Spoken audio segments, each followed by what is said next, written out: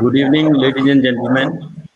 It is my indeed a proud privilege and pleasure to have you all in this very important webinar of Federation of Indian Industry on an important theme, Saraswati Civilization Paradigm Shift in Indian Economy.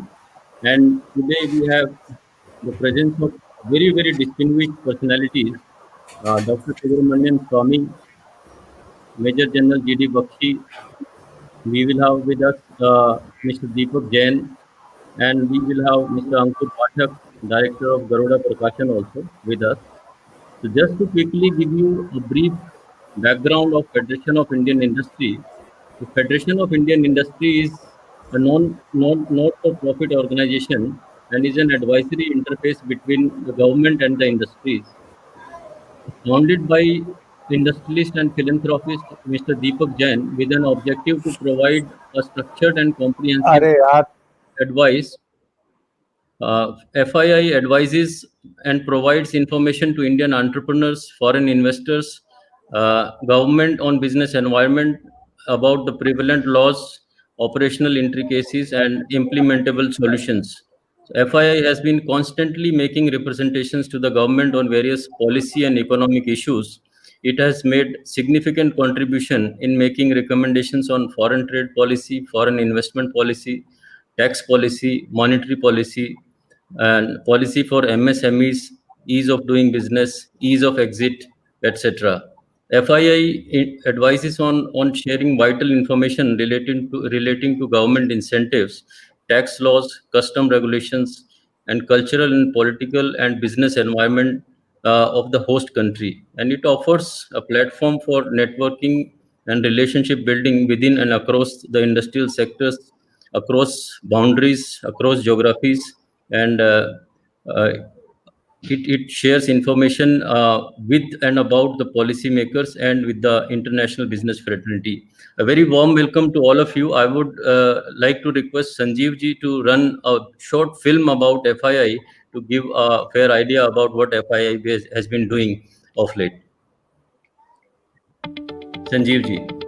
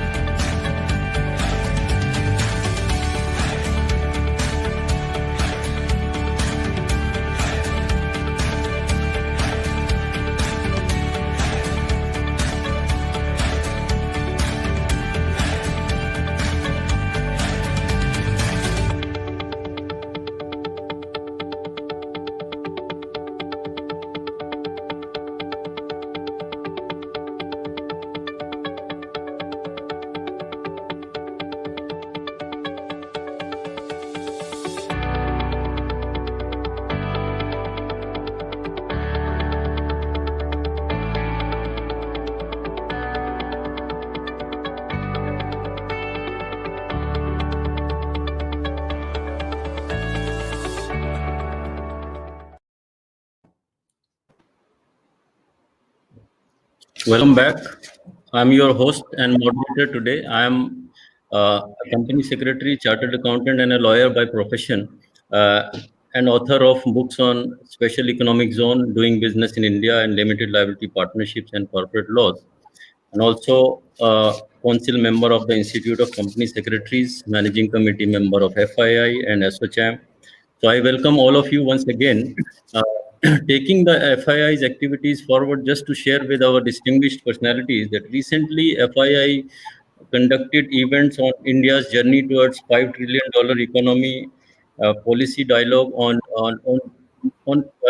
jute industry, and then cow-based industries, and its engagement with enhancing economic relationship with foreign countries like Japan, New Zealand, UK, Singapore, and other European and Asian countries. So welcome all of you once again, and I'm joined by our colleagues in this event: Sanjeev ji, who is our IT team lead; Uditendu Verma, who is our additional general secretary; and Shailendra Vyas ji will be joining, who is vice president of FII. So without taking much ado, I would be now requesting Shri Ankur Pathak ji to give his brief introduction about the book, The Saraswati Civilization. So over to you, Ankur ji. धन्यवाद हितेंद्र जी। जी आदरणीय सुब्रमण्यम स्वामी जी, श्री दीपक जैन जी, general Bakshi जी, हितेंद्र जी, रमेश जी, उदितेंदु जी, संजीव जी, मुझे बहुत हर्ष हो रहा है कि आज इस मंच पर, FII के मंच पर मैं अपनी बात कह पा रहा हूँ।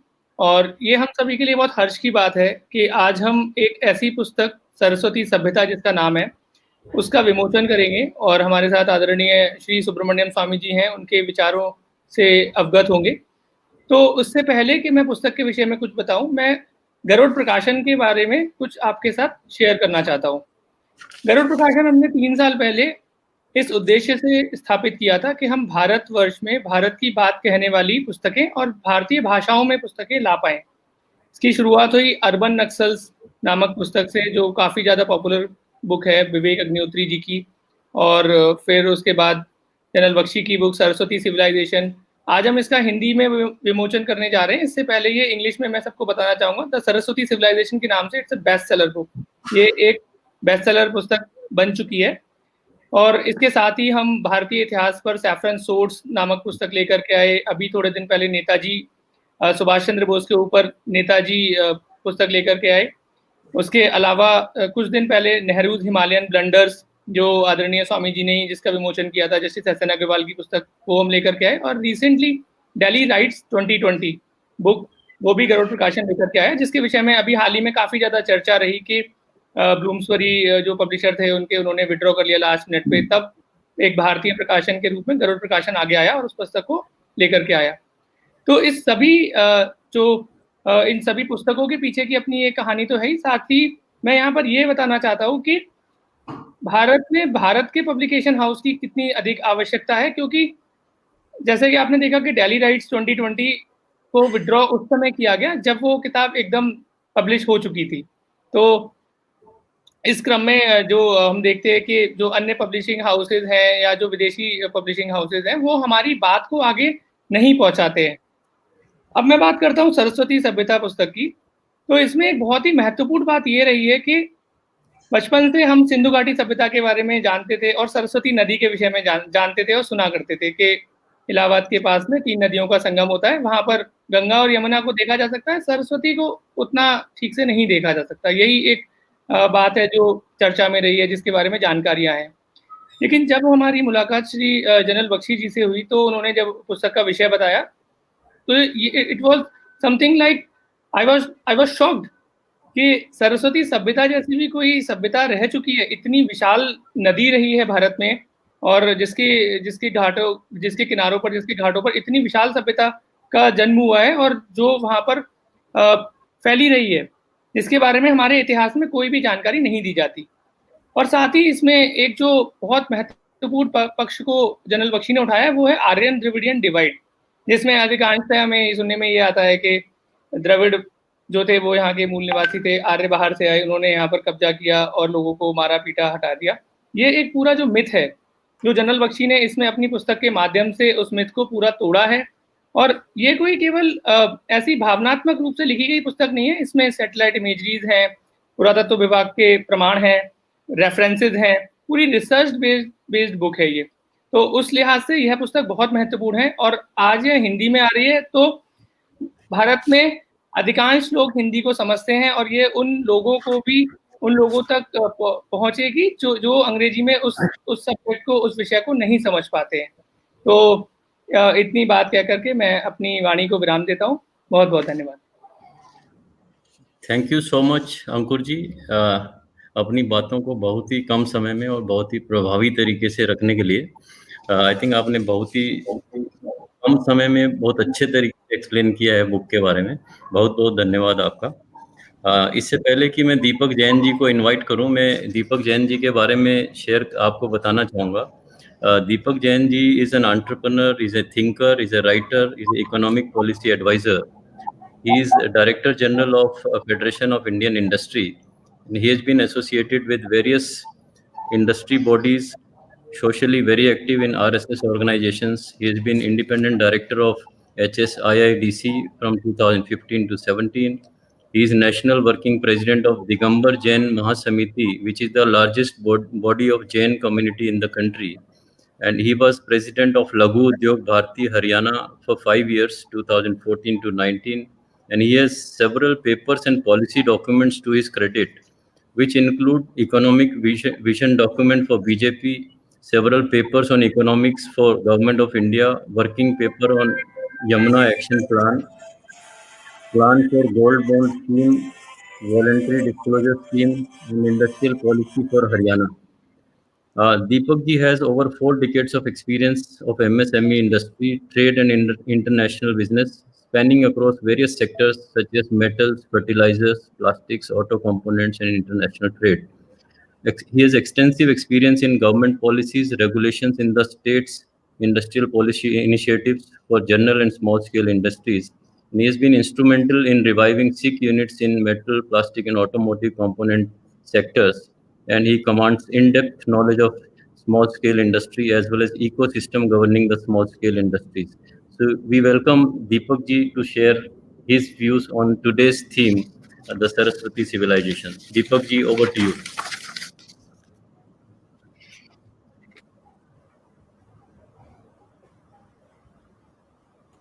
सर आप म्यूट हैं। धन्यवाद हितेंद्र जी। आदरणीय मेजर जनरल GD बख्शी साहब, डॉक्टर सुब्रमण्यम स्वामी जी और FII में मेरे सहयोगी श्री हितेंद्र मेहता जी, डॉक्टर शैलेंद्र व्यास जी, उदितेंदु वर्मा जी और इस कार्यक्रम के सूत्रधार हमारे IT के टीम लीड संजीव अरोड़ा जी और सबसे ज़्यादा महत्वपूर्ण हमारे पुस्तक के प्रकाशक छोटे भाई हमारे अंकुर पाठक जी और नेपथ्य में हमारे श्री रमेश स्वामी जी जो म्यूट पर हैं इस समय, उनका वीडियो दिख नहीं रहा है। मेरे सभी साथी उद्यमी बंधु और विश्व के करीब 35 देशों में इस टेलीकास्ट को देख रहे हमारे FII के निकट सहयोगी, आप सबका मैं इस सेमिनार में हार्दिक स्वागत करता हूं, अभिनंदन करता हूं। आज भारत में हम 19 प्रांतों में लेकर FII को मजबूती से लेकर आगे चल रहे हैं और विश्व के 145 देशों में हर महीने हम भारत के समाचार को लेकर उनको टच करते हैं। भारत का पॉजिटिव दृष्टिकोण क्या है? आप जब भारत छोड़ करके गए थे तब भारत कैसा था, अब नई अपॉर्चुनिटीज कैसी आ रही हैं, वो सब हम लोगों के सामने रखते हैं।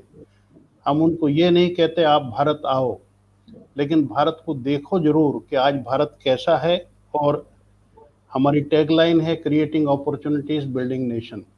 जहाँ कुछ नहीं है वहाँ हमें अपॉर्चुनिटीज दिखती हैं।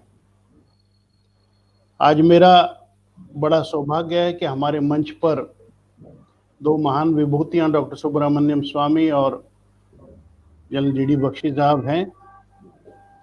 और एफआईआई इस कार्यक्रम को होस्ट कर रहा है, ये उससे भी बड़ा सौभाग्य है। जनरल जीडी बख्शी साहब मेरे बड़े भाई हैं और एफआईआई को उनका मार्गदर्शन स्थान स्थान पर समय समय पर प्राप्त होता रहता है।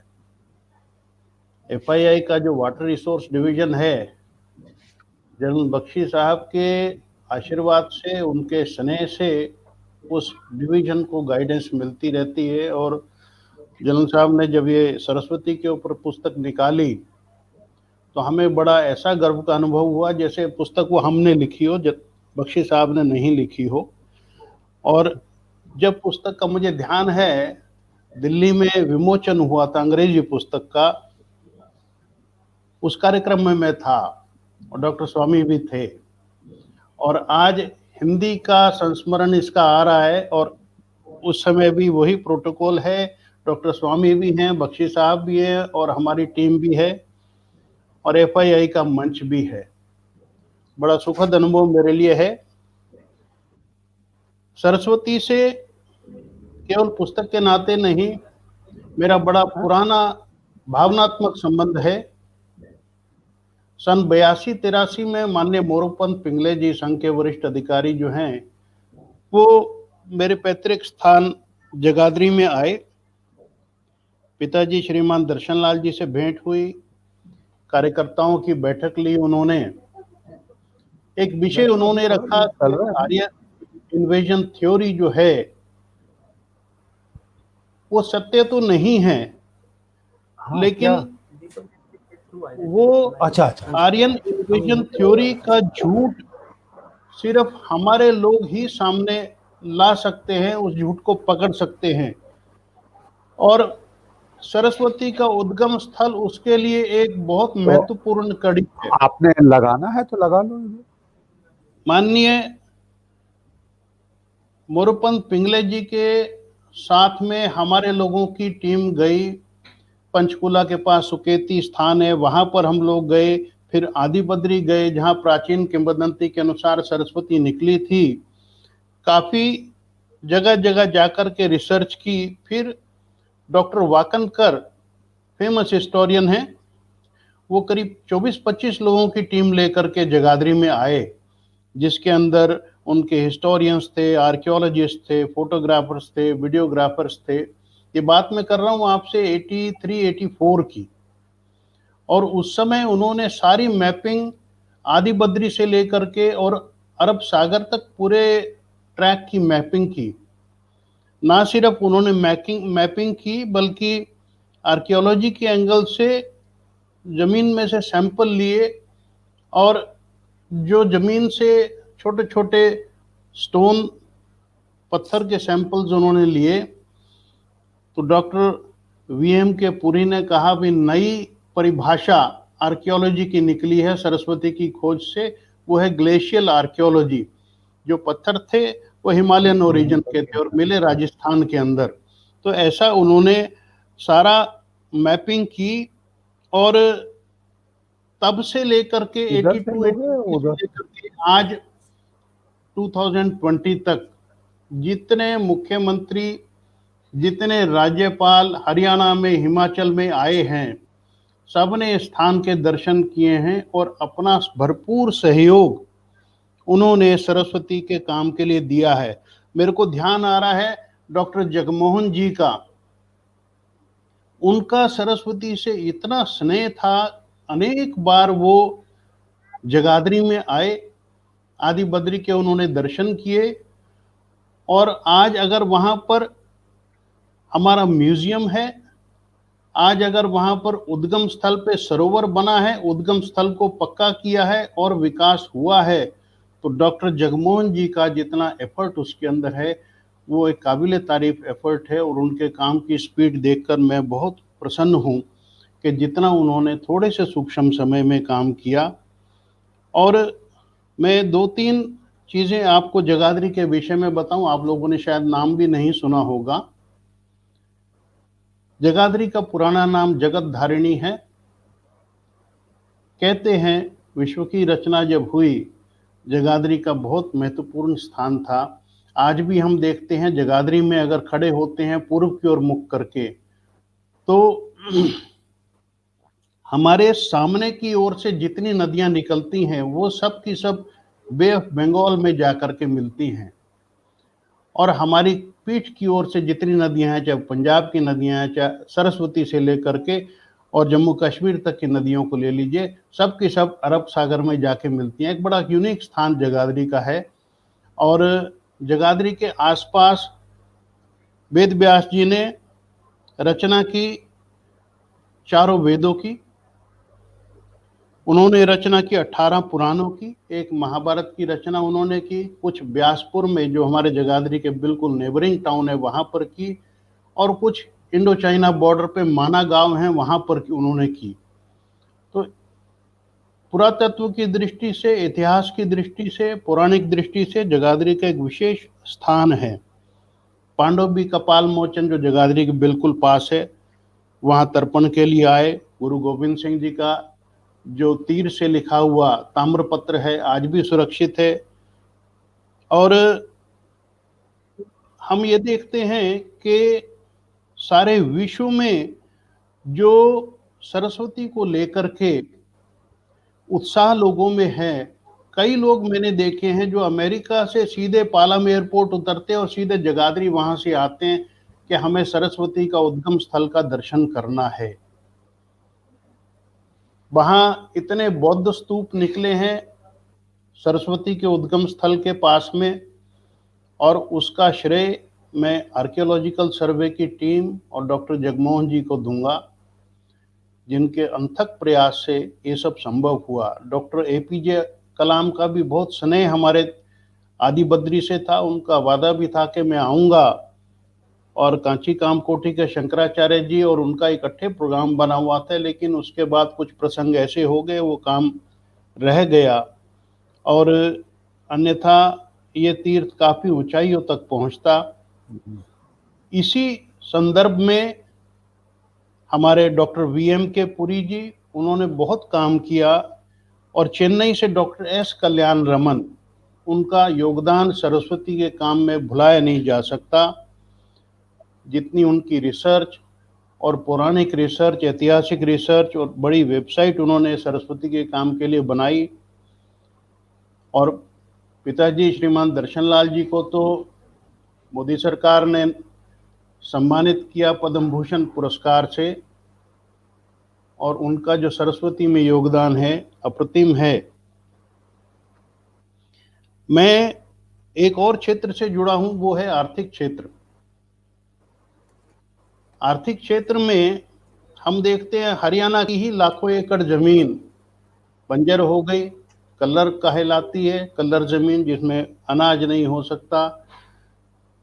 और मेरे लिए ये काफ़ी चिंता का विषय है कि किसानों की जमीन जो है इस प्रकार से बंजर हुई पड़ी है, लेकिन अगर सरस्वती का पुनर्प्रवाह होता है वो सारी की सारी जमीन लाखों किसानों की रिकवर हो जाएगी।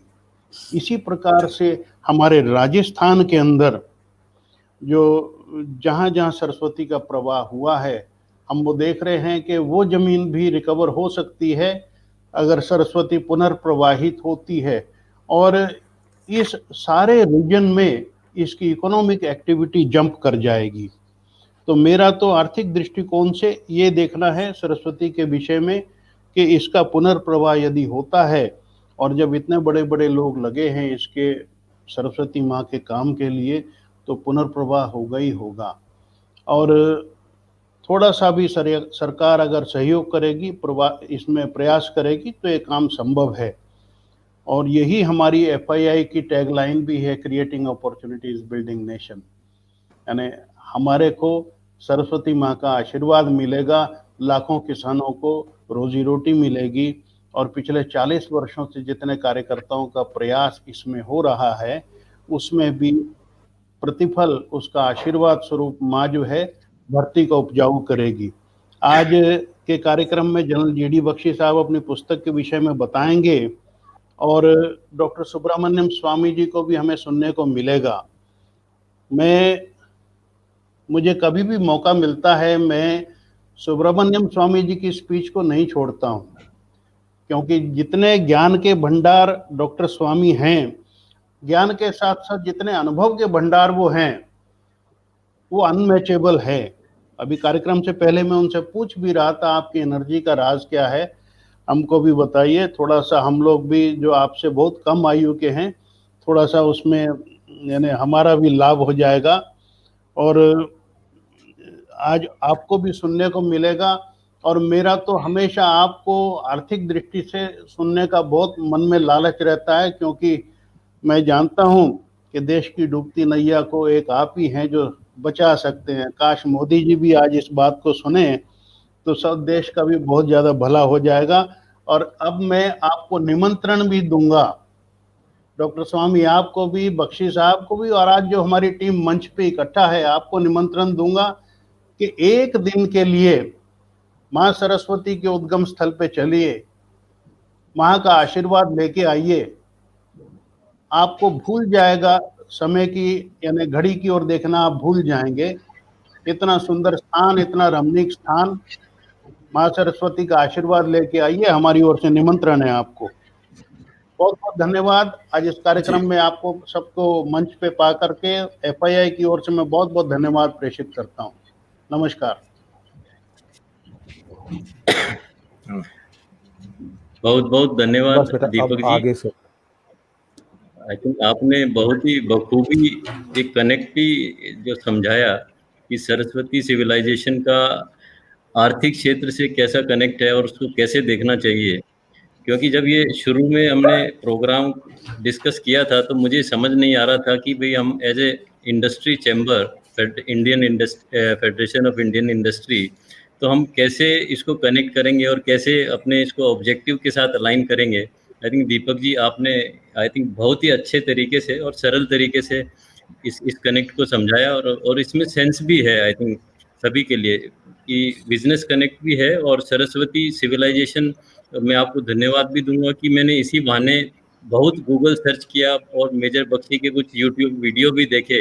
आई थिंक इस प्रोग्राम को आगे बढ़ाते हुए इससे पहले कि मैं मेजर जनरल बख्शी का इंट्रोडक्शन दूं, आपसे शेयर करना चाहूँगा कि वो बहुत अच्छी पोइम भी लिखते हैं। हमने उनसे रिक्वेस्ट किया कि मेजर जनरल बख्शी से कि अपनी पोइम हमसे शेयर करें और FII ने उस पोइम को एक वीडियोग्राफ करके एक अपने तरीके से प्रस्तुत करने की कोशिश की है। तो आप सभी के साथ मैं ये शेयर करना चाहूँगा। संजीव जी, आपसे निवेदन है कि जो पोइम है मेजर जनरल बख्शी की, उसको प्लीज़ प्रेजेंट करें वीडियो।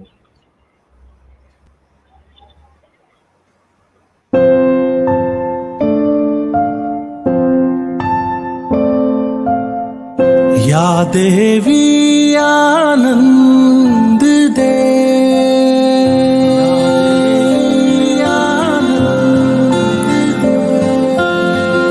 या देवी आनंद दे, आनंद ही आनंद दे, आनंद दे, आनंद दे, आनंद दे, आनंद दे, या देवी आनंद दे, आनंद ही आनंद दे, हमें सच्चिदानंद दे, हमें नित्यानंद दे, हमें मुक्तानंद दे, हमें प्रणवानंद दे, आनंद दे, हमें सच्चिदानंद दे, हमें नित्यानंद दे, हमें मुक्तानंद दे, हमें प्रणवानंद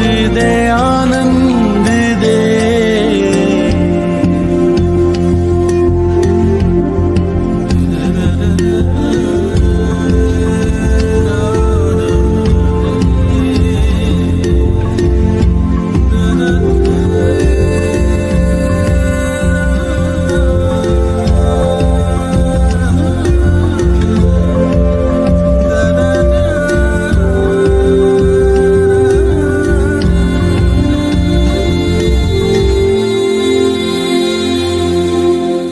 करुणामयी माँ मुझे अपने घन आनंद में समेट कर परमानंद दे।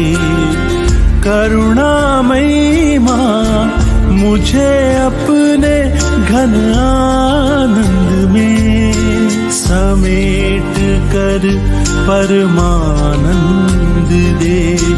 आनंद से आनंद दे, आनंद ही आनंद दे।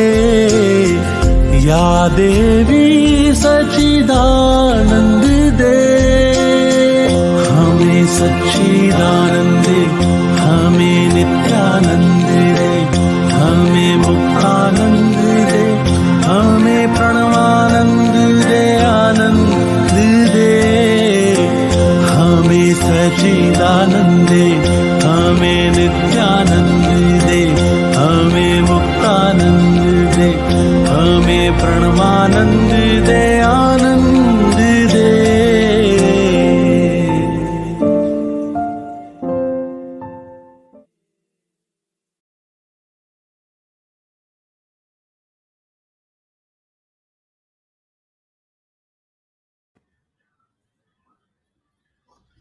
धन्यवाद संजीव जी। मुझे विश्वास है कि मेजर जनरल जीडी बख्शी साहब को ये पसंद आया होगा वीडियोग्राफी, और बाकी सबने भी एंजॉय किया। ये कुछ अनछुए पहलू हैं मेजर जनरल जीडी बख्शी साहब की लाइफ के, जो ज़्यादा लोगों को पता नहीं शायद, लेकिन हमें भी अब पता चले हैं।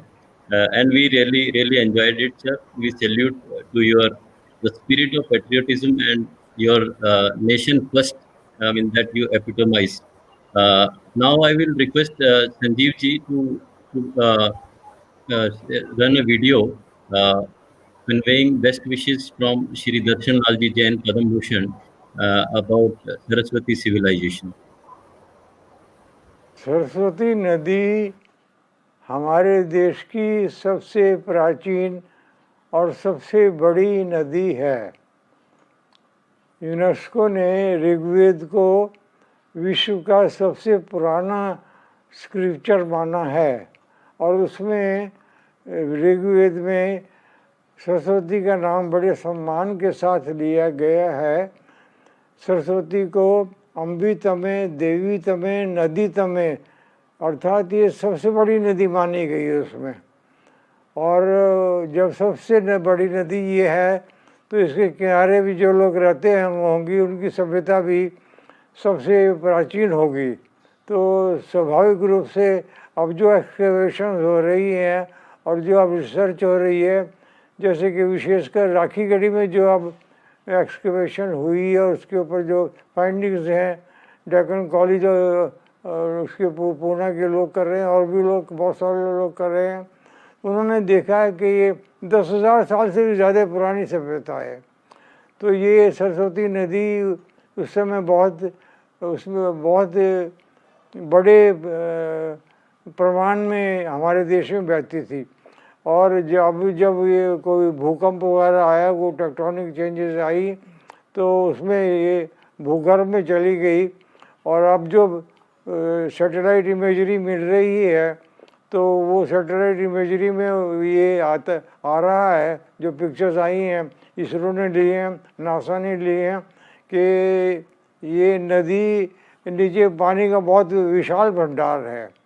तो इस प्रकार की ये नदी है और इसको हम उपयोग में लाने की ज़रूरत है। और इस नदी की प्राचीनता के साथ साथ सभ्यता की प्राचीनता भी सामने आएगी। तो ये इस प्रकार बहुत महत्वपूर्ण कार्य है जो आप कर रहे हैं।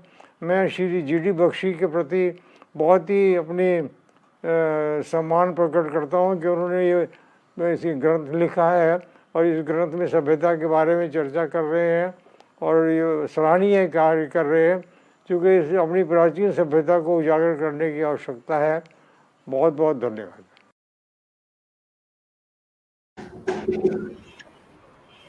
धन्यवाद संजीव जी।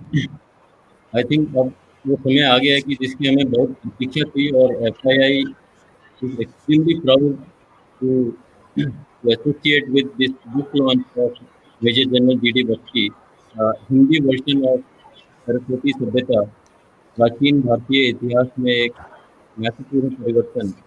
मैं सभी से अनुरोध करूंगा कि आप अपना म्यूट कर दें, पीछे से जो बैकग्राउंड वॉइस आ रही है। तो इस शुभ कार्य के लिए मैं दीपक जैन जी से अनुरोध करूंगा कि पुस्तक विमोचन में डॉक्टर सुब्रमण्यम स्वामी के साथ उधर बुलाना। और सभी सभी हमारे जो पैनलिस्ट हैं उन सभी से रिक्वेस्ट करूंगा, जैसे ही पुस्तक विमोचन होता है सभी अंदर आवाज पुस्तक की कवर पेज है उसको आप डिस्प्ले करें, अपना फेस के साथ दिखे, ताकि सभी एक जैसा संदेश जाए और पुस्तक दिखाई भी दे कि ये पुस्तक बुक कवर कैसा है। तो अनुरोध करता हूँ दीपक जैन जी से और डॉक्टर सुब्रमण्यम स्वामी, मेजर जनरल जीडी बख्शी साहब से।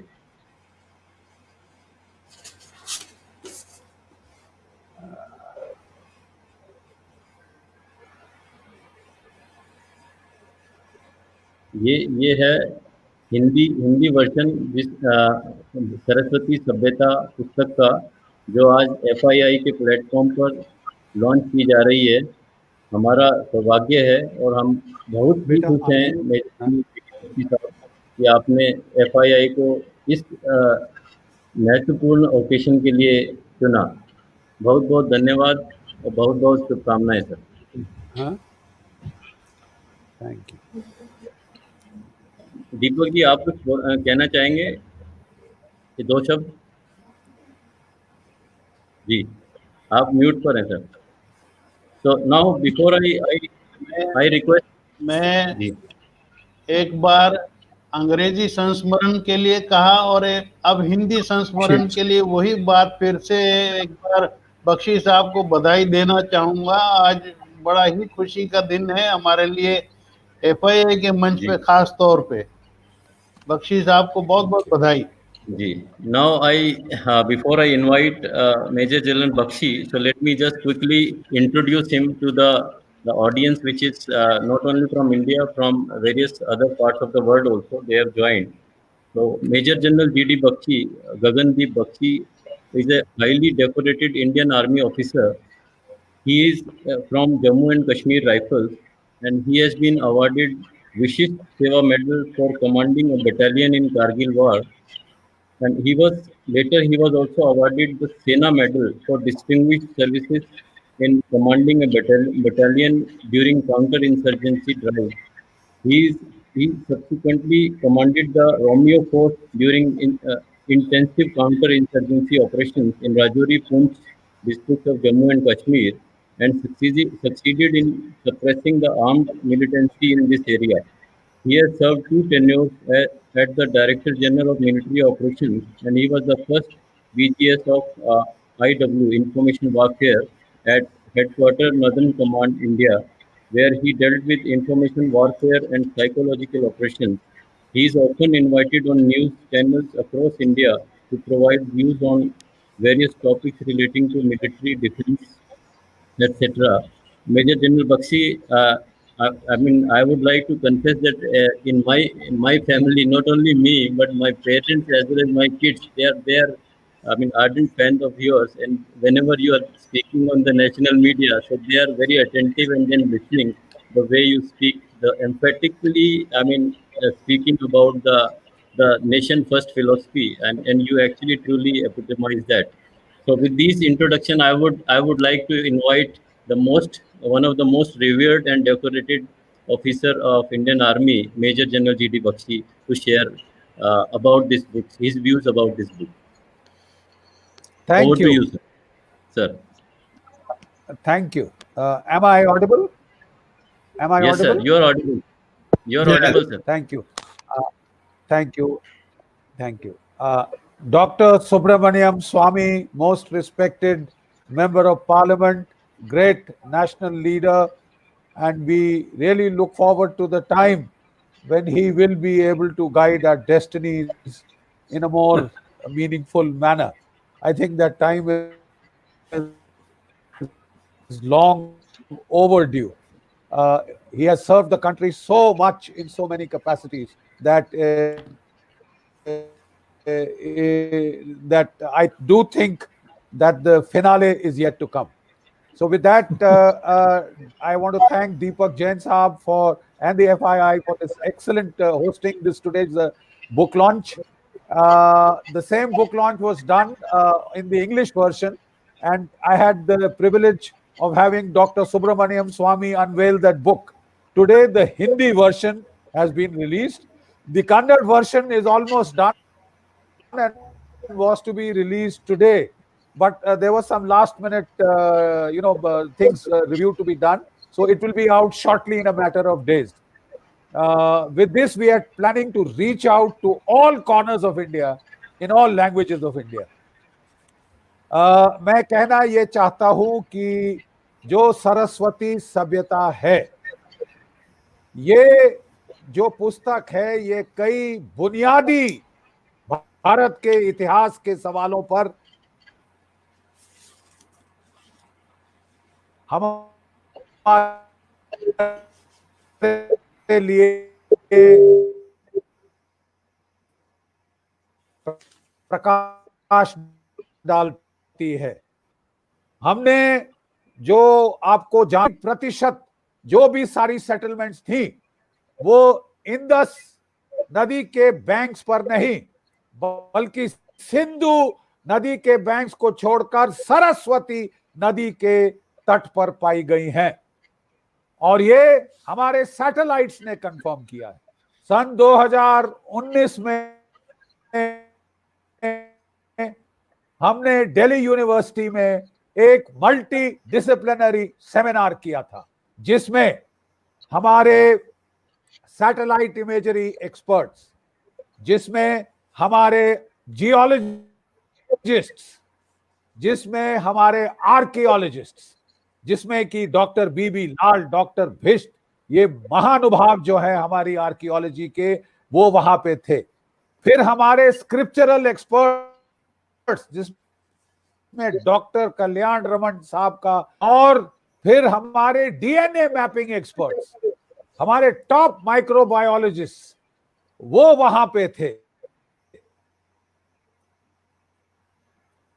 और ये मल्टी डिसिप्लिनरी अप्रोच अडॉप्ट करते हुए हमने भारत के इतिहास पे, जो भारत के ऊपर कॉलोनियल इतिहास थोपा गया है, that colonial history which has been rammed down our throats by Mortimer Wheeler and Max Muller, and after these people are dead and gone, इनके मर जाने के बाद एक वामपंथी लेफ्टिस्ट हिस्टोरियन तबका है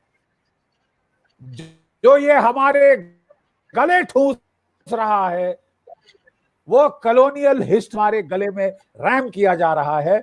और इस कॉलोनियल हिस्ट्रियोग्राफी का जो प्रमुख तथ्य है वो है आर्यन इन्वेजन थ्योरी, कि आर्य भारत के नहीं है, वो तो बाहर से आए, वो तो जंगली जानवरों जैसे थे, जैसे मंगोल जैसे घुड़सवार थे, जो कि सेंट्रल एशिया के स्टेप्स में इधर से उधर घूमते रहते थे, और 1500 ईसा पूर्व में आकर उन्होंने धावा बोल दिया।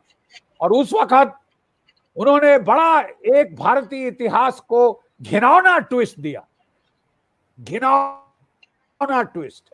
और मैं निवेदन करूंगा सुब्रमण्यम स्वामी जी से कि वो उस पर और प्रकाश डालें।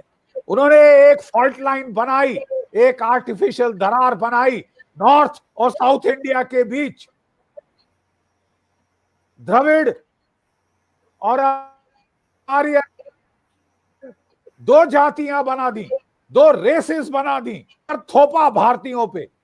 और उन्होंने उसमें कहा कि ये जो इंदस वादी की सभ्यता थी, ये तो बेचारे द्राविड़ लोगों की थी, और ये दरिंदे आर्य बाहर से आए, मार काट करी, जेनोसाइड किया।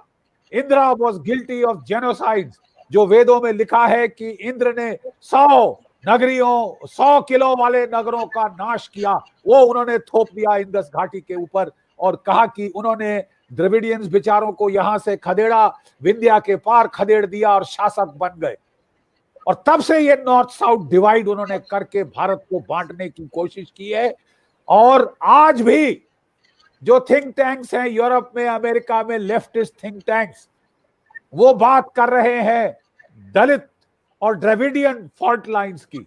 द्रविडियन फॉल्ट लाइन, दलित फॉल्ट लाइन, जिसके धार पे वो भारत के और टुकड़े करना चाहते। इसलिए हमारा इतिहास जानना, सही इतिहास जानना बहुत जरूरी है, और उसके चलते ही हमने इन किताबों का जो है लिखने का प्रयास किया है, ताकि सत्य हमारे लोगों तक पहुंचे।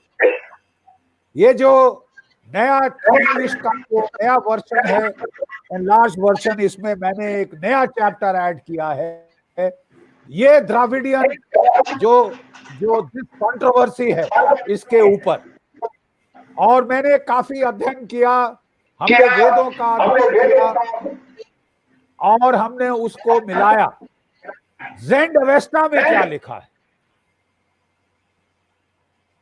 क्या वो जो मॉर्टाइमर व्हीलर था, जो मैक्स मुलर था, उसने बोला कि जो द्रविड़, जो दास और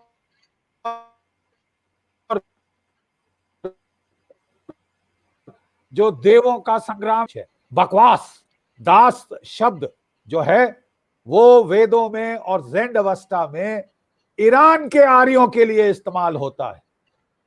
ईरान में सब स साउंड को ह साउंड कहा प्रोनाउंस किया जाता है। सोमा को होमा कहते हैं, सप्त सिंधु को हप्त हिंदू कहते हैं। दासाज जो वेदों में लिखा है वो ईरान के आम लोगों को आज भी दाहा बोला जाता है। और जो युद्ध हुए वो द्रविड़ और आर्यों के बीच नहीं हुए, वो आर्यों की दो प्रजातियों के बीच हुए, ईरानियन आर्यस, दासाज और दाहाज, एंड द इंडियन आर्यंस। आर्य और असुर, जिनको वो अहुर बोलते हैं, अहुर माजदा, असुर अहुर, ठीक है। ये अरिजिकिया के क्षेत्र में इकट्ठे रहते थे, ठीक है, और वहां पे सोम उगता था। दोनों आर्य, भारत के आर्य और ईरान के आर्य, जो असुर जिनको कहा जाता था, वो अग्नि को पूजते थे और सोम का सेवन करते थे। They used to regard the soma as a sacred psychotropic plant, which gave inspiration, which gave fearlessness, which helped the warrior fight in the battlefield, which helped the saint and the rishis compose their hymns. Right? तो ये दोनों बिल्कुल मिलते जुलते थे।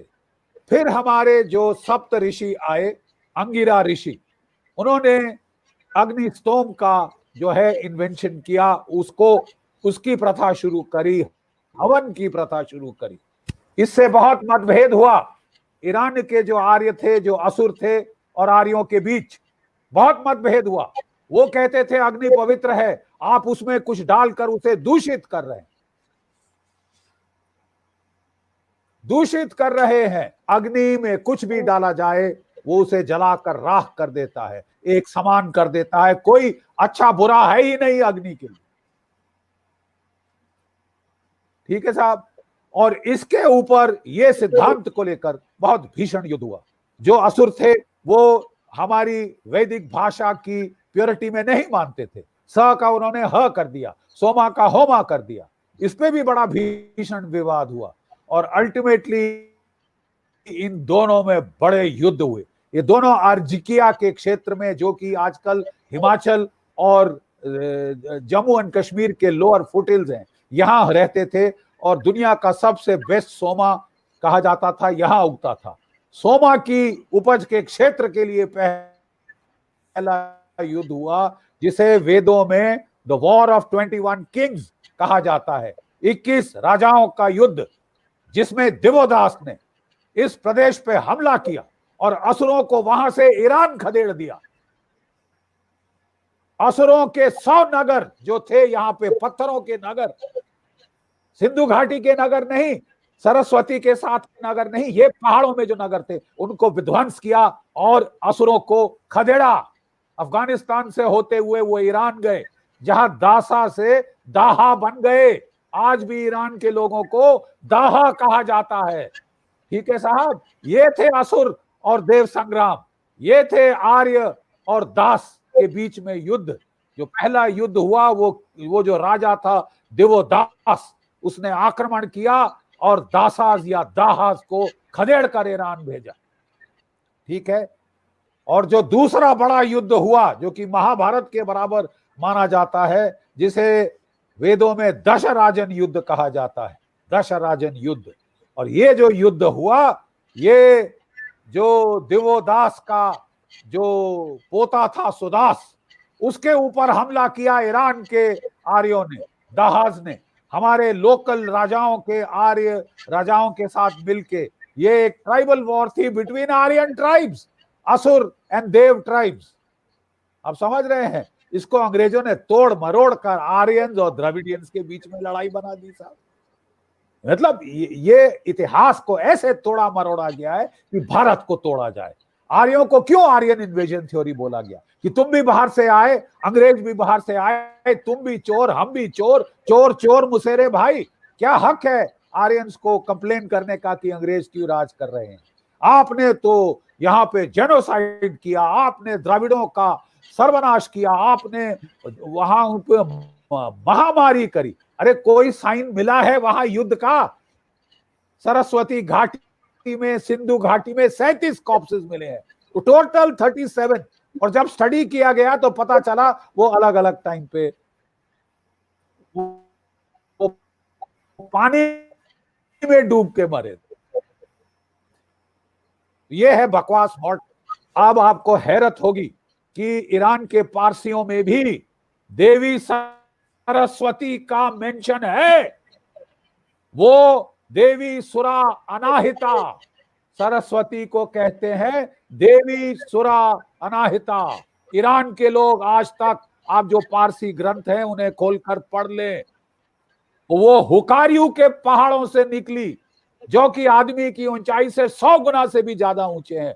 हुकारियू हिमालय, हुकारियू हिमालय, और वोरुकाशा समुद्र में जाके मिलती 7 नदियां, ये ज़ेंडवेस्टा में मेंशन है साहब, ज़ेंडवेस्टा पारसियों की। तो मैं कह रहा हूं कि बड़ी जरूरत है आज, पहले तो हम ये जाने कि हम आर्य हैं कौन, हम कहां से आए, हम मूल निवासी हैं या हम बाहर से आए, हम भी इन्वेडर्स हैं। ठीक है, सरस्वती घाटी की एज क्या है? अरे साहब, रेडियो कार्बन डेटिंग आज बताती है कि ये उम्र 9500 years Bhirrana has been carbon dated. क्या बकवास कर रहे थे साहब वो अंग्रेज कि ईसा के 1500 पूर्व, ईसा के 1500 वर्ष पूर्व तो सरस्वती नदी सूख चुकी थी। टेक्टोनिक प्लेट शिफ्ट हुई और सबसे पहले जो यमुना नदी सरस्वती में मिलती थी, ग्लेशियर का पानी लाके जोड़ती थी, वो मुड़ के कैप्चर हो गई, गंगा में जाके मिल गई। और उसके बाद जो सतलज थी, शतुद्री, सहस्त्र धाराओं वाली सतलुज, उसने मार्ग बदली किया और वो सिंधु में मिल गई। इससे सरस्वती सूख गई। मुझे बताइए, जब एक इतनी बड़ी नदी सूख रही है तो क्या लोग वहां बाहर से आएंगे? Direction, when a region is facing an ecological catastrophe, will people come from outside?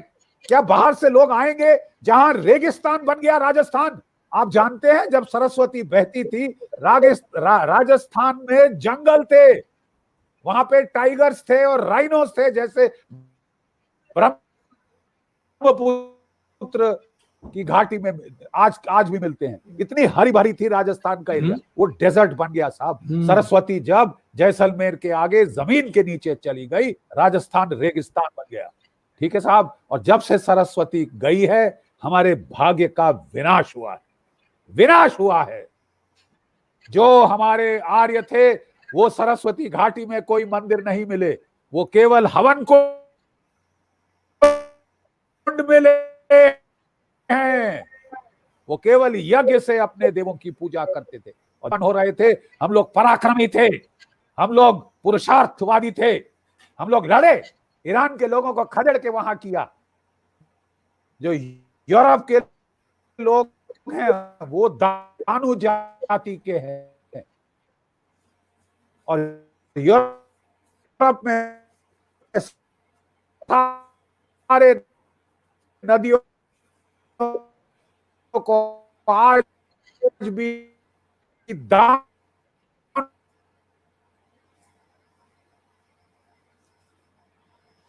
और जब सरस्वती सूख गई तो आउट ऑफ इंडिया थ्योरी, आर्य बाहर से नहीं आए साहब, यहां से बाहर जाके Afghanistan, Iran, central Asia, Russia, Europe, अरे सब हमारी संतान है। और अगर आप देखना चाहते हैं तो डीएनए एविडेंस देखिए जो कहता है कि द ओल्डेस्ट आर्यन जीन 15,000 पुराना जो पहला आर्यन एंसेस्ट्रल जीन है वो इंडिया में मिला है, भारत से बाहर गया है, बाहर से भारत नहीं आया।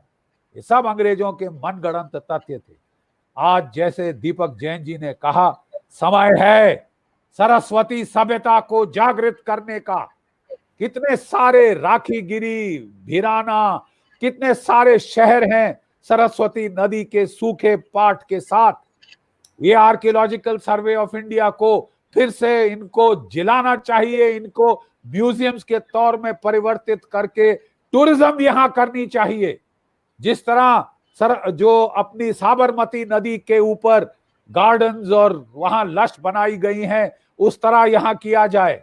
अब दो विकल्प हैं, क्या आप भाखड़ा नांगल डैम से पानी डाइवर्ट करके राजस्थान कैनाल में लाएं और उसको सरस्वती में मिला के सरस्वती को फिर से बहाएं ताकि भारत का भाग्य उदय हो, पूरा राजस्थान हरा हो जाए। ये एक सुझाव है। दूसरा सुझाव है कि अगर आप निकालेंगे पानी को बाहर तो वो भाप से इवेपोरेट होगा और वो दूषित होगा, वो पोल्यूट हो जाएगा। जिस तरह की हमने गंगा जी का नाश कर दिया, यमुना का नाश कर दिया, सरस्वती का नाश ना करें, उसको जमीन के नीचे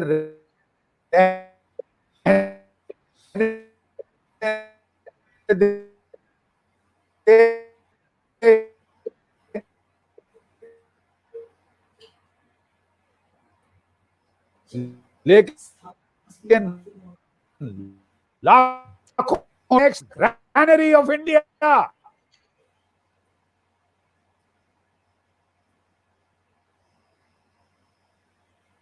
हमारी संस्कृति को फिर जिंदा कर दें। और लास्ट चीज मैं कहना चाहूंगा कि जो so called Indus valley script, Saraswati script अभी तक डिसाइफर नहीं हुआ, लेकिन बहुत सारे हजारों छोटे छोटे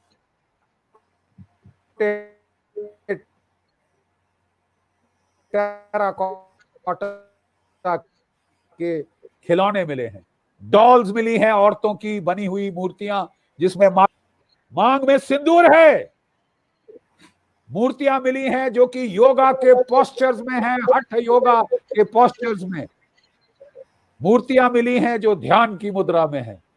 भारतीय सभ्यता के what are the main characteristics? Yoga and ध्यान, धीमहि।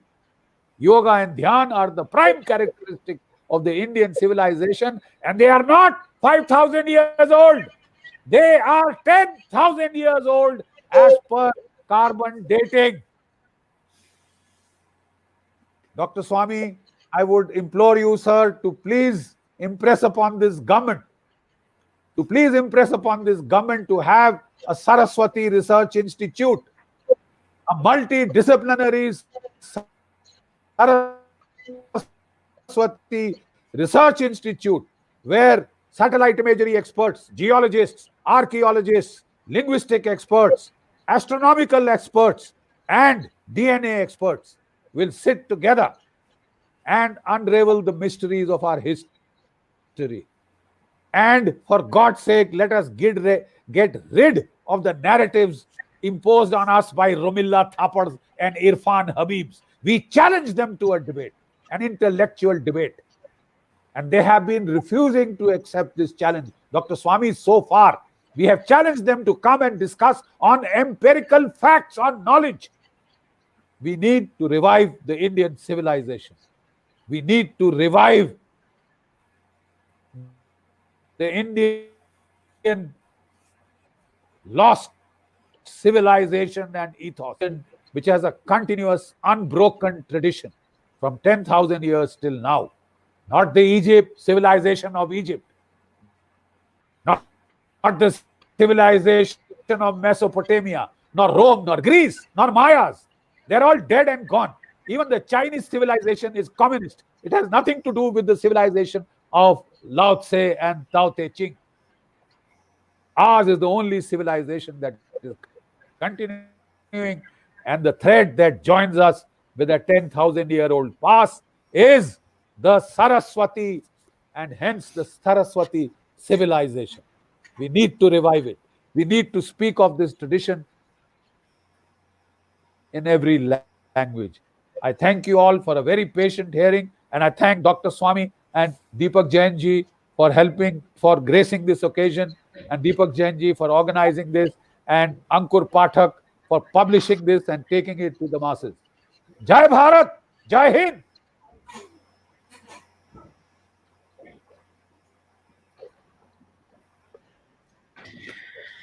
Jai Hind, sir.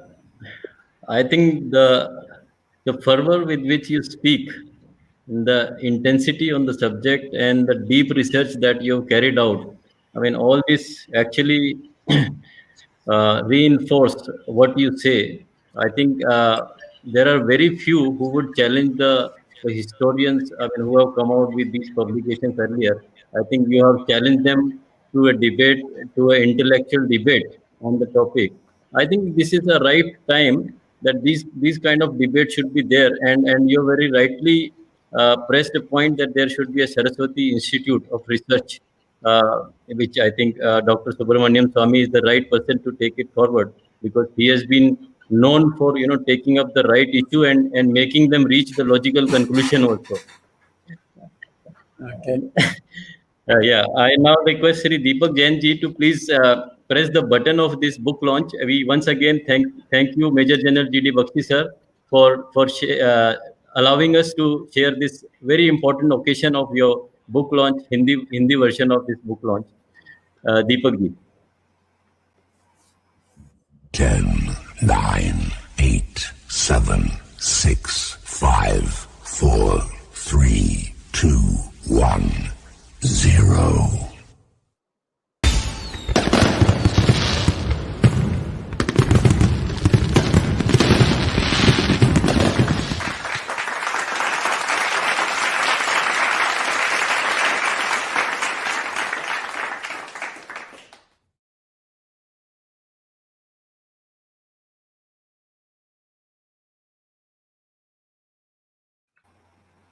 Thank you so much, Deepak ji, for doing that honor. And we are indeed very delighted, sir, Major General G.D. Bakshi, sir. And we are actually proud also to share this moment with you, sir. Thank you so much, sir. Now, taking this program forward, let me take this privilege to introduce Dr. Subramanian Swami. I think he doesn't need any introduction, if I may say so. But it is my duty to give a brief introduction of Dr. Subramanian Swami. He is an Indian politician, economist, and statistician who served as a nominated member of parliament in Rajya Sabha, upper house of the parliament, and he has in fact a very long stint in Rajya Sabha. Before joining politics, Dr. Swami was professor of mathematical economics at Indian Institute of Technology, Delhi. Dr. Swami was a member of Planning Commission of India and was a cabinet minister in the Chandrasekhar government. He held important portfolios of Minister of Commerce and Industry and Minister of Law and Justice in 1991. And between 94 to 96, Dr. Swami was chairman of the Commission of Labour Standards and International Trade under former Prime Minister P.V. Narasimha Rao. Dr. Swami was a long-time member of Janata Party, serving as its president until 2013, when he decided to join the BJP. And he has extensively written on foreign affairs of India, dealing largely with China, Pakistan, and Israel. Dr. Swami has very impressive credentials. He is an alumnus of Hindu College, University of Delhi, where he earned his bachelor's degree in mathematics, and thereafter he got his master's degree in statistics from Indian Statistical Institute, and was later recommended by Dr. Henrik Hothepper and went to study at Harvard University on a full Rockefeller scholarship, where he received his PhD in economics in 1965. On his thesis, Economic Growth and Income Distribution in a Developing Nation. And his thesis advisor was Nobel laureate Simon Kuznets. While he was a doctoral student at Harvard, he attended Massachusetts Institute of Technology as a cross-registered student and also worked at United Nations Secretariat in New York. And subsequently, he worked as a resident tutor at Lowell House at Harvard University. I think Dr. Swami's profile runs in few pages. It is available on Google and Wikipedia. So I've just tried to just do justice with only highlighting a few of the important aspects of his profile. So I would now like to request one of the most intellect, I must say statesman. I should not be saying politician because these days this word is not looked that way. So Dr. Subramanian Swami, I have heard, I had many occasions to hear on different issues. Now today, it is indeed a privilege to have you on the platform of Federation of Indian Industry, and I request you to please share your views on today's theme. Dr. Subramanian Swami, please. Thank you, the organizers, the Federation of Indian Industries. I also congratulate Garuda Prakashan for publishing this Hindi version of the original English book, which I also had the privilege and pleasure to release earlier. We today are paying for a major crime committed against India when Macaulay proposed his minute on education, where he said it's impossible to control India unless we change their mind, brainwash them, and make them dress like Europeans or British, speak their language, and have the mores and habits of an Englishman while being brown in color. This is the goal which Macaulay placed in the Parliament of Britain, and soon it became the policy. And that policy is the one that made us break with our past. And one of the instruments, or rather two major instruments, was one to destroy Sanskrit and replace it with English.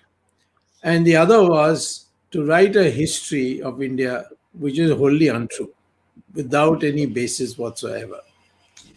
And Saraswati River and its existence is an example of that. Aryan-Dravidian theory, which is, as General Bakshi has said, is all bogus. There is no substance in it. The word Dravid was first invented by the Adi Shankara, who traveled throughout India to do Shastrat, that is by debate, convert people from the Uttaramimamsa school and the Buddhism theology back to Hinduism.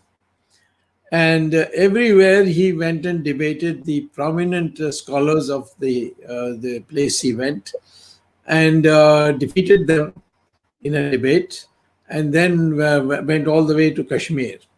While he was passing through Bihar, he met the most famous scholar of all, called Mandana Mishra.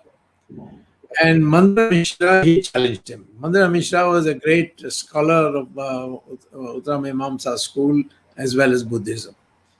And he challenged him to debate. And his debate couldn't begin because who would be the umpire? The most prominent scholar of Hinduism, the other the most prominent scholar of Buddhism. And in a debate, ultimately, Shankara suggested, why don't you make your wife the umpire? And she was herself a scholar. And so she became the umpire. And the first question she asked is, who are you? And he said, I'm Dravida Shishu. Shishu, of course, means child of, the child.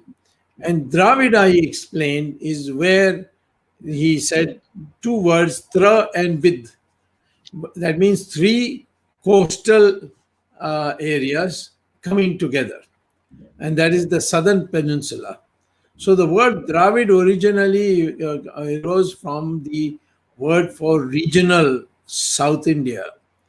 And that's what the origin of this word is. Similarly, Arya means a person whose culture, whose behavior is very polite, and so on. And that person was called Arya or Aryaputra. It had nothing to do with the word Aryan. There's no such word Aryan. And Arya, anybody can be in India, provided he has these characteristics of culture. So the question, therefore, was that the British decided that the Aryan Dravidian theory should be propagated in the English versions of the history books to say that these are two different races, and originally the whole of India was occupied by Dravids, and then the Europeans sent the Aryans, and they attacked them and drove them to the south. Now, there's no doubt that India, from Kanyakumari to Kashmir, goes through a number of latitudes, and Kanyakumari is only 7 degrees away from the equator. And everybody knows that the sun shines very brightly, directly, it is in the equator. And those nearer the equator get the sun's rays in its most ferocious form. While when you go up north, it gets colder and colder, and the sun rays also become angular, and they do not directly hit your pigmentation of your skin. And because those near the equator, their pigmentation was subject to the rays of the sun, they became darker in color. Whereas those in the north whose the sun's rays were not directly there, their pigmentation was not affected.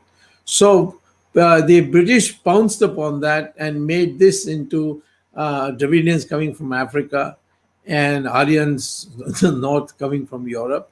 And this was put into the history book. There was never any question of doing any scientific analysis till DNA was discovered. And finally, DNA studies have been done by the University of Mysore, the University of Houston in the US, and of course in Britain, and is being published in the Journal of Genetics of the University of Cambridge, where they have come to the surprising conclusion from their point of view that there is no difference between the DNA of any Indian. That is, all Indians belong to one race. We are a culture who is the longest culture in the world and the only surviving continuous culture. UNESCO has documented 46 civilizations, of which 45 have disappeared, whether it's the Mesopotamians or the Babylonians or the pharaohs of Egypt, and so on, Roman, Greeks, all these have disappeared. The only continuous civilization, according to UNESCO, is the Hindu civilization of India. And this is what they were trying to destroy.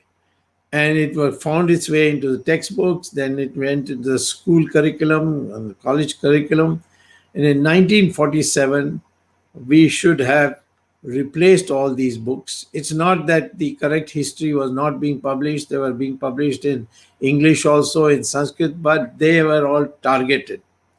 Only those who are promoted, who propagated this Aryan Dravidian theory, anyone who said something different, he was completely reduced to zero in poverty, was not able to get a single job. There are a large number of scholars like Mankad and Venkatachallapan. So there are so many scholars who have written about it, but they never got any publicity. All the school texts was Ramila Thapar and Nurul Hasan and Irfan Habib and some Sharma. These are the people who were brought up in the communist way of thinking, who decided that India can only be controlled if it is divided amongst itself. The Hindutva movement has now begun to bring this about, and that is why there's so much panic in the Western world about the Hindutva world. This idea that we are one people, one DNA. The Varna system has never been based on birth. You can see in 3 chapters of Bhagavad Gita, Lord Krishna says very clearly that it is gunas. And according to that, the Varna is decided, not where you are born. If you see the great rishis who were, considered the great Brahmins of India, Vishwamitra, his mother and father was Kshatriyas. Veda Vyasa, who wrote the Mahabharata, his mother was a fisherwoman. Kalidasa was a Vanavasi. You go on seeing, there's no bar for the children of Brahmins to become Brahmins, but they must qualify for it. That is, they must become Jnanis and Tyagis. Then they become Brahmins. Those who pick up the weapons to defend the country, they become Kshatriyas. Those who produce wealth in the country, they become Vaishyas. Those who farm the land, they become Shudras. And moreover, if someone is removed from society because of a crime he committed, his children are not there. So the scheduled caste children, the so-called untouchables as they were called in the old days, their children are not untouchable. Valmiki was born in a Dalit family. How many people know that? I can give you many examples. And we have seen in modern India also, Dr. Ambedkar was born in a scheduled caste family, became a scholar. He got a PhD in economics from the University of Columbia University in 1916. And see the history book, his seminar paper he wrote about Indian history. He said, never there was ever been in the world a united country as India is. It's a British historians who have tried to say that it is never one country.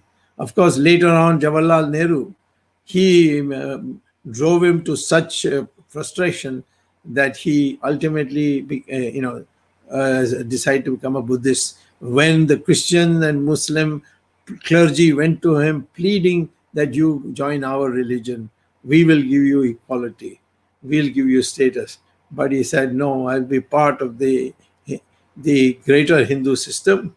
And that is why he put into the constitution, please read Article 25, the proviso in it.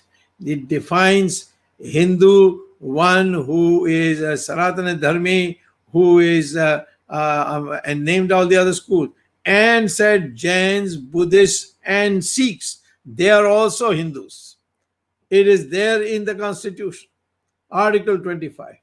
And when I tell people they are shocked, then I have to show them the constitution. Please read the constitution. These are the religions which were born in India. And today I can say that Zoroastrian also, the prophet Zarathustra, he originally came from India in a disagreement. And the great Kanchi Shankaracharya Chandrasekhara Saraswati, who lived to 100 years and was considered as a living God, he in his book has written that is the word Zarathustra came from Saurashtra. And Saurashtra is why he went, and then in order to rebel, he took every word of Sanskrit and put the opposite meaning. So Ahura is Asura, and Asura is God, and Deva is devil, and therefore in Deva in Persian language is a devil. So, and the word devil came from that. So I think, you see, this exploration should have begun but Jawaharlal Nehru prevented it. Indira Gandhi took it forward. The communists propagated it. And out of career interests, those who went to JNU, they had to say all this rubbish. And ultimately, a whole generation of brainwashed peoples came. So now now with this new dispensation, and is no more anymore infra dig to say I'm a Hindu. You can say proudly I'm a Hindu. Doesn't mean I'm against somebody else. We are the only religion. Hindu religion is the only religion where we formally say all religions lead to God. Is there any other religion which says all religions to lead to God? I mean, non-Indic religions. Does Christianity say that all religions lead to God? No. They say either you're possessed by the devil or you're a follower of Christ. Same thing Islam. Islam is very clear. Either you follow Allah or you are a kafir and you should be killed. We are the only religion who have made it clear that all religions lead to God. We, of course, think that our theology is better and you can go to God quicker through Hinduism than any other religion, but they don't deny the fact that all religions lead to God. So with this kind of broad-mindedness, we have been put down as obscurantists and backward-looking and so on. The caste system, as it's called by the foreigners, it's actually Varna and Jati.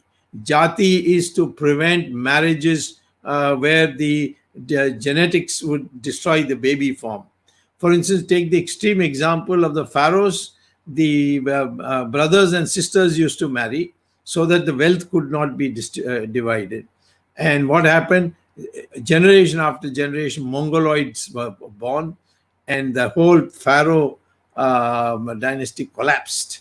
So, therefore, there is a genetic principle on who can marry and who can't. So, all these fossilized concepts had originally today's fossilized concept had an original scientific meaning, like this carp in Haryana. The basic principle is scientific and sound. The way it's applied is barbaric. So therefore, there is an abhorrence on that. So therefore, Varna is on your gunas, and whereas Jati is on family, and that is only meant for marriages, nothing more than that. Otherwise, our DNA is all the same, and you can go from one Varna to another. You may not go from one Jati to another, but that's because genetics, is born with you. So this oneness has to be brought back. And Ambedkar, even in his drafting, he introduced in Article 340 and 351 that Hindi will be, of course, an official language. For the time being, English will continue, but over a period of time, the Hindi will take over. But that Hindi must be written in Devanagari. And two, that Devanagari script, besides Grammy, it should borrow from Sanskrit language the vocabulary. Today, every Indian language has Sanskrit words in large numbers. Even Tamil has 40% words from Sanskrit. Karunanidhi once had an argument with me. He said, no, Tamil is pure. We are much older than Sanskrit and all that. Then I told him, why is your name Karunanidhi? That's a pure Sanskrit name. And in your party, you say, for election symbol, you say Chinnam. Sanskrit word is Chin. And what is that Chinnam? Rising sun. And what do you say it in Tamil? Udayan Suryan. Now, that is Surya is big, Uday. That is how it is. So Sanskrit in Bengali is almost 80%. Malayalam is also about 80%. It's Karnataka 60%. It varies. But our country should now have two scripts. One is your own script, and two, and of course these scripts have a lot of similarities, all our scripts. Tamil, if you write ka, you put it like that, and you want to say ki, you put a matra on top. If you want to say ku, you put a matra below. That's just like Devanagari. So Devanagari script should be learned by everybody. Then you learn your mother language script also, 2 scripts. But roads and railway stations should only be in 1 script, and that is Devanagari. Devanagari is not Hindi, because Marathi also uses Devanagari. Nepali also uses Devanagari. Sanskrit uses Devanagari. The Gujarati is almost Devanagari. So therefore, I think in terms of unifying this country, we have to first de-brainwash our mind. That is all defalsification of our history. And this defalsification of history is what G.D. Bakshi has now brought forth in Hindi. He had already brought it in English. Saraswati river's name figures much more times in the Vedas than Ganga. And yet the British used to make fun, where is this Saraswati? Finally, modern science told us it's underground. And now we have dug it up, and now you can see Saraswati. So therefore, we must now know ourselves as a people who have always been here, one people. And therefore, this oneness should be emphasized, and the differences are for convenience. Varna system was meant as a division of labor, and all that is that it's division of labor. Those who pursue knowledge, those who defend your country, those who create wealth, those who produce food. This was the division.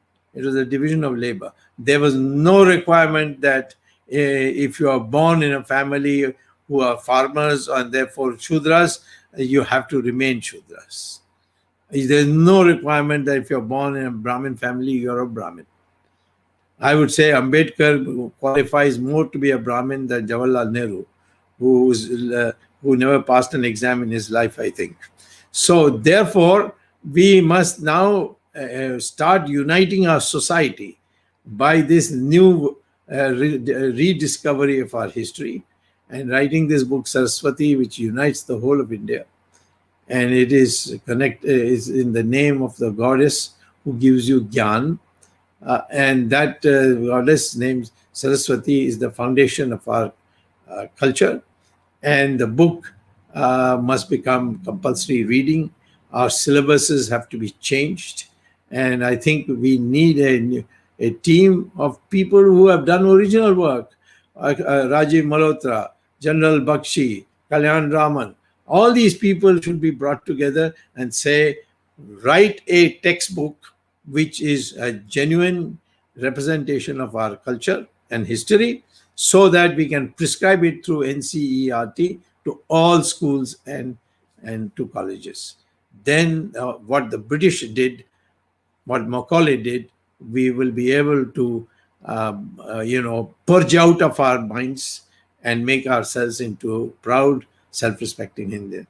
So I must congratulate our friend General Bakshi, who's a multidimensional mind, great intellectual, and of course he knows how to fight also.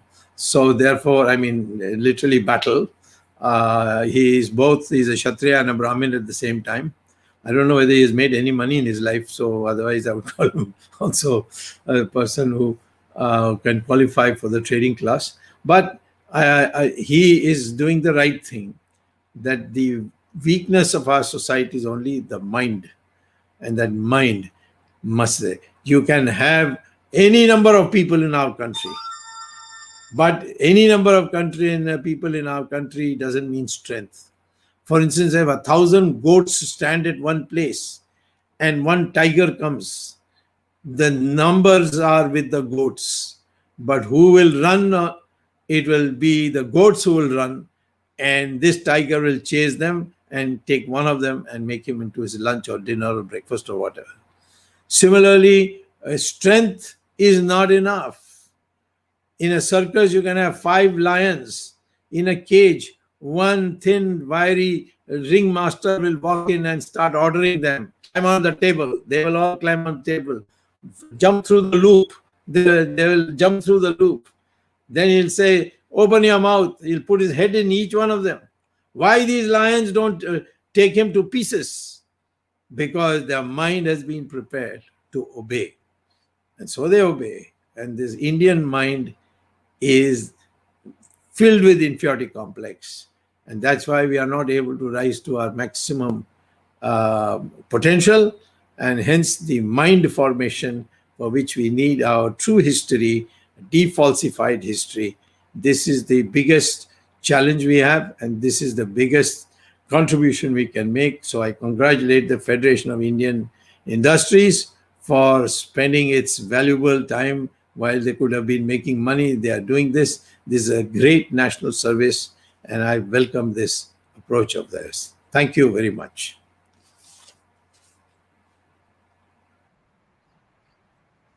Thank you so much, sir. Thank you so much, sir, for sharing your rich words of wisdom with all of us. Indeed, we are actually enormously benefited with your extensive knowledge and enormous experience. I think we very rightly and very eloquently put up, straight from the Lord Macaulay designed to disturb the fabric of Indian education system, and then following with the Dravidas genesis, and then coming to the importance of having Sanskrit in our languages, and the other languages which have Sanskrit as their origin. I think all this, the generation, I mean, I must say that my generation or the generation that have to follow, they need to know. I think this is one of the threat that the advent in technology is posing before us, that the new generation is getting, addicted to gadgets. I mean, they're not actually knowing what they're supposed to know. As you rightly put it, that this should be made part of the education system at the very basic stage, very primary stage, or at the middle stage, so that the generations are aware about the history of their great nations. I think that is very, very important.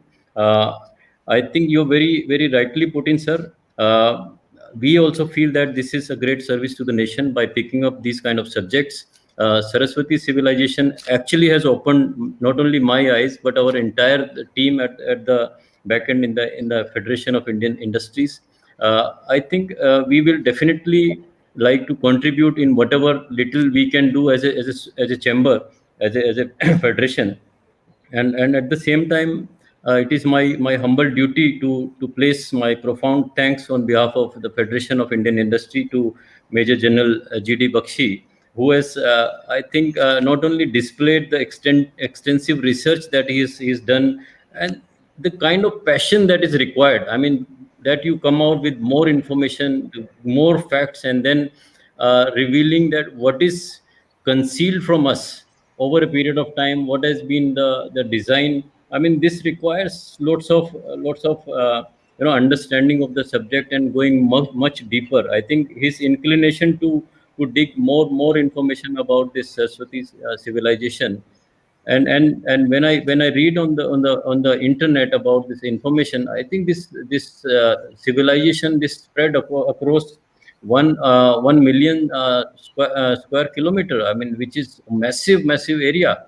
I mean, but then I think the findings which have been made of late about this civilization, and one that was mentioned by Shri Darshan Lalji Jain also about Rakhigadi location, that what has been found. I think these are important developments in knowing more about this Saraswati civilization. Although threatened by the urban development and mismanagement, it is hoped that the significant breakthroughs in understanding of this Indus-Saraswati civilization will come to the light in near future, as new sites are unearthed using modern archaeological techniques and DNA research. We are extremely thankful to you, Major General G.D. Bakshi, for joining with us and for sharing this important occasion of your book launch of Hindi version on this platform of Federation of Indian Industries. And we are also thankful to Ankur Pathak ji, the publisher, the director of Garud Prakashan, who did, I think, a kind of showing that what Atmanirbhar Bharat is, that and promoting vocal or getting vocal for local. So that is what he has been uh, able to demonstrate with great conviction. Thank you, Ankurji. Our special thanks to our leader, Shri Deepak Jain ji, who has been a guiding force, and his sharing of information about, starting from Jagadri, Jagadharini, and then other relevant aspects about like how he started to associate with this Saraswati civilization. That was also quite revealing for us. In fact, we have been troubling him in last few days, and he's saying that let me prepare, let me just compile my facts and compile my understanding what I have done over a period of time. I think today he very nicely elaborated all these experiences. Thank you so much, Deepak ji, for sharing all that knowledge and experience with all of us, and more so, thank you for leading all of us from the front and leading by example. That is what a great leader is about. And in the end, I think Dr. Subramanian Swami, so I mean, the kind of knowledge and the kind of experience he displays, I mean, I feel, I mean, amused. I don't know. I mean, how should I put it in words? I mean, it is extremely difficult. I mean, sir, I must say that with all humility, your experience and your knowledge about the subjects is unmatched. I mean, you are a mathematician, you are a statistician, and then you have been teaching at Harvard until 2012 or 2011, if I may say so. And the kind of issues that you have been raising, or you have been associating with I mean, those issues which are very crucial and important for country as a whole, and you're taking those issues to that conclusion also. This is the spirit that we want in our leadership, in national leadership. And Major General G.D. Bakshi rightly pointed out to you to raise this issue of having a dedicated research institute on Saraswati civilization. So I think this is what we would also like to echo. As a Federation of Indian Industry, we like to join in echoing that voice, and request you to kindly consider this, and let us have this opportunity to take it to the right people in the right ministries, so that this important topic can be explored, and the generation could be benefited. I mean, this is for generation as a whole, and as a civilization. I think we need to learn more and more about it. So thank you so very much, sir, on behalf of the entire the team at Federation of Indian Industry, on behalf of all my colleagues there. I extend a very profound thanks to you, sir. And I would request Sanjeev ji to please share a small video of our team members also, who have been working with us in the background, and we would like to acknowledge their small effort in organizing this event. And our special thanks to the entire participants who have joined us in India and outside India, in around 35 countries all over the world. And we are extremely thankful for all their continued support and patronage. We hope to receive their continued cooperation and support in future events as well. Sanjeev ji, over to you.